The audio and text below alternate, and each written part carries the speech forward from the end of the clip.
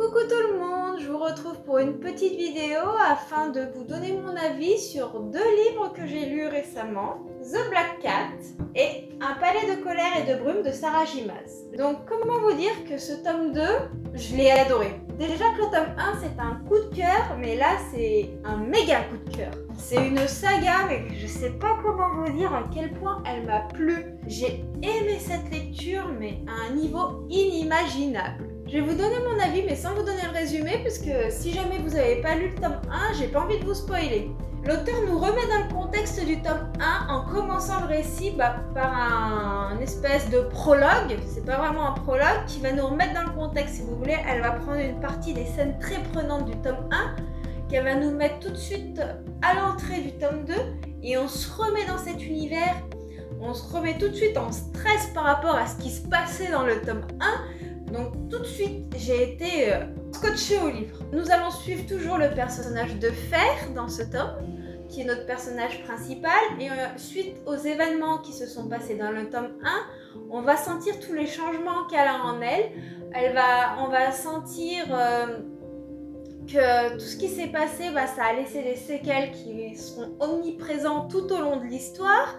Elle va devoir réapprendre à vivre, à se connaître. Et elle va surtout se sentir oppressée parce qu'il lui est arrivé quelque chose qu'elle n'a pas choisi. Ça va être très très dur pour elle à encaisser. Puis Tamlin, qui est un grand fée, lui, son comportement m'a beaucoup déçue. C'est un personnage qui, dans le tome 1, j'avais beaucoup apprécié. Je l'avais trouvé très gentil, très sympathique.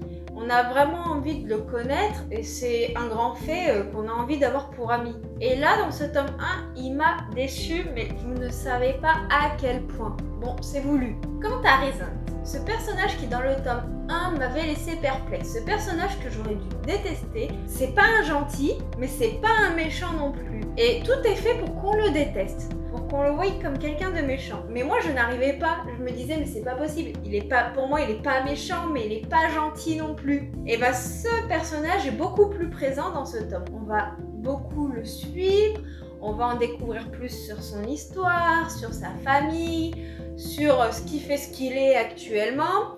Ce personnage est encore plus charismatique et plus mystérieux que tout ce que j'aurais pu imaginer. Franchement, c'est le personnage auquel je suis le plus attachée. Je crois que je suis tombée amoureuse de ce personnage. Non mais... il m'a vendu du rêve. Il est piquant. Il peut être à la fois très doux, une douceur qu'on ne soupçonne pas à certains moments, dont on ne s'attend pas, mais en même temps, il peut être plein de colère. Il a de multiples facettes qu'il va montrer en fonction des personnes qu'il va rencontrer. Il est mystérieux, il est intriguant. On a envie d'en savoir plus toujours. Et on n'en sait jamais assez. Parce que bon, faut pas oublier que ça reste un grand fait et donc un immortel. Dans ce tome, l'intrigue ne manque pas. Autant dans le premier tome, l'auteur montait doucement la pression, autant là, la pression monte tout de suite.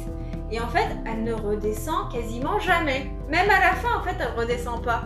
J'ai fermé le tome, j'ai fait « Non, c'est pas possible, c'est pas possible, je vais mourir, il faut que je connaisse la suite !» J'ai cru que j'allais faire un arrêt cardiaque simplement parce que j'avais pas le troisième tome sous la main. Et puis les personnages, on va en découvrir plein de nouveaux dans ce tome. Il y avait quelques personnages qui étaient mis en valeur dans le tome 1, mais là, dans ce tome 2, on va en découvrir énormément. On va faire connaissance avec les grands faits de divers cours, on va faire connaissance un peu avec les personnes qui les composent, et tous les personnages cités dans l'histoire sont intrigants, on a tous envie de les connaître et ils ont tous une particularité qui fait que on est subjugué par ces personnages, par leur caractère, par leur développement. On va voyager également dans les différents royaumes. On va en apprendre plus sur le climat politique, sur les relations entre les mortels, les immortels, sur comment les différentes cours des immortels fonctionnent et surtout les différends qu'il y a entre eux. Sarah J. Maas m'a également surpris par rapport au suspense du livre. Ce livre est bourré de suspense. On ne s'attend à rien de ce qui va se passer. Et ça, j'ai adoré. J'aime être surprise quand je lis un livre. Et là, ça a été le cas. Souvent, j'ai l'impression de deviner l'histoire, de deviner les faits, de deviner les relations entre les personnages. Bon, là, malgré tout, ça n'empêche pas qu'il y a des moments où on a certains doutes. Mais majoritairement, La surprise était de mise et ça c'était juste topissime. Les descriptions elles nous immergent également énormément dans l'histoire. Les descriptions elles sont suffisamment précises pour qu'on arrive à imaginer l'histoire et se faire notre propre idée de ce monde complètement imaginaire, mais également à être suffisamment vague pour qu'on puisse se faire nos propres images. Et donc notre imagination elle travaille. Donc ce tome c'est vraiment un coup de cœur. Le premier tome c'était déjà un coup de cœur, mais ce second tome eh ben, il est exceptionnel.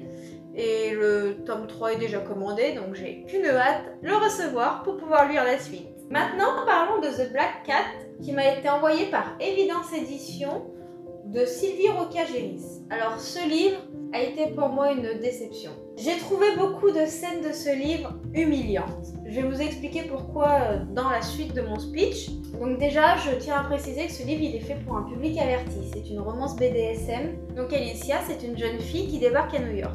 Elle va vivre chez sa meilleure amie. Parce que le père de sa meilleure amie est propriétaire de plusieurs grands hôtels.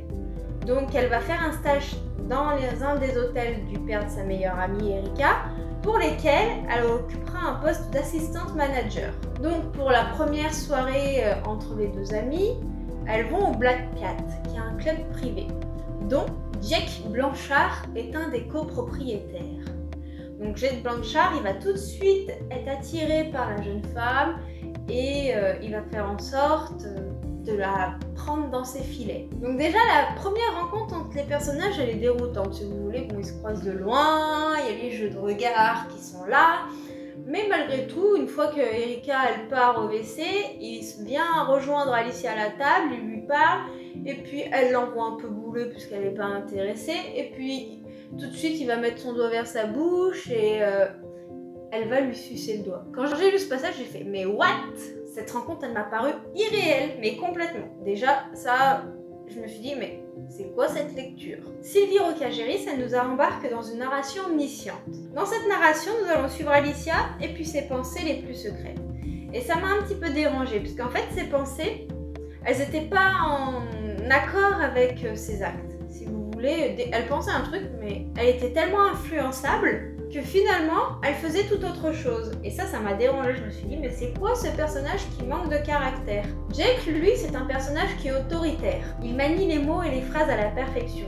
Il sait manipuler son petit monde, il sait enrober son petit monde dans son jeu. Il est tantôt charmeur, tantôt très dominateur.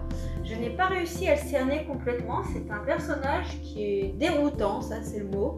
C'est un personnage auquel je me suis pas du tout attachée et que j'ai même réussi à haïr. Généralement les personnages principaux comme ça, malgré leurs facettes qui sont pas forcément roses mais plutôt noires, on arrive quand même à s'attacher à eux. Mais là, lui, j'avais qu'une envie, c'est qu'il se tire. J'avais envie de dire, mais Alicia, tire-toi, éloigne-toi le plus possible de lui. Et puis il y a le comportement de la meilleure amie Erika. Une meilleure amie comme ça, disons que moi personnellement j'en veux pas. Erika, elle va pousser Alicia dans les filets de Jake.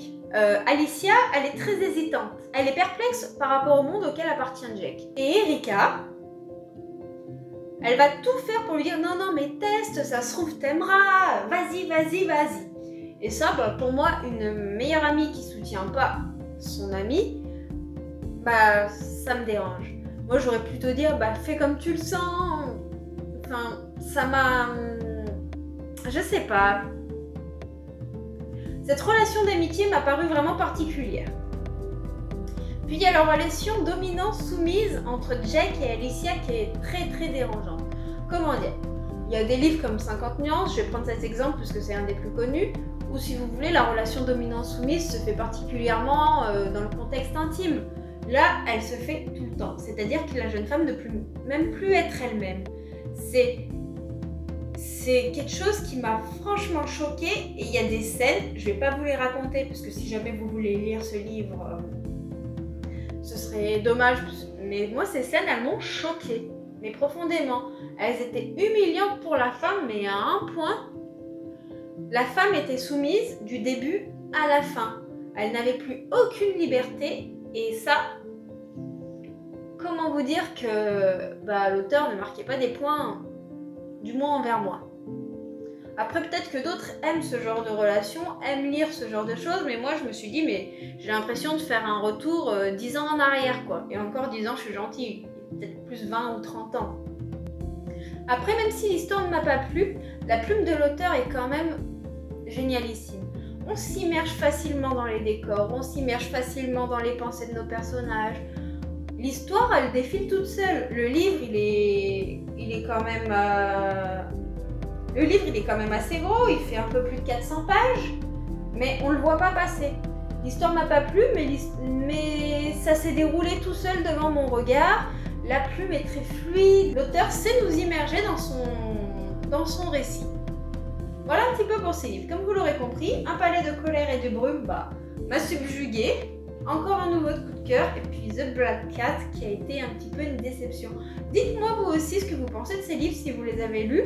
Si vous avez envie d'en lire un également, dites-le moi. Je serais ravie d'échanger avec vous. Si cette petite vidéo vous a plu, je vous laisse vous abonner à ma chaîne si ce n'est pas déjà fait. Moi je vous fais des gros bisous et puis je vous dis à bientôt.